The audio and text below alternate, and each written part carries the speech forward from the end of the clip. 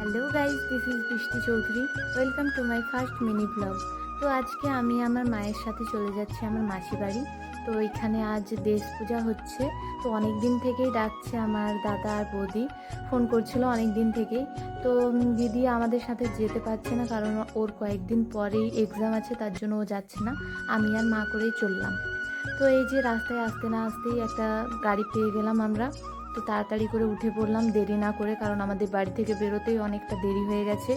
তো এখানে আসার পর নেমেই একটা দোকান থেকে আমার দাদার ছেলের জন্য কিছু কুরকুরি আর বিস্কুট নিয়ে নিলাম, কারণ ওদের অন্য কিছুর থেকে এগুলোই বেশি ভালো লাগে।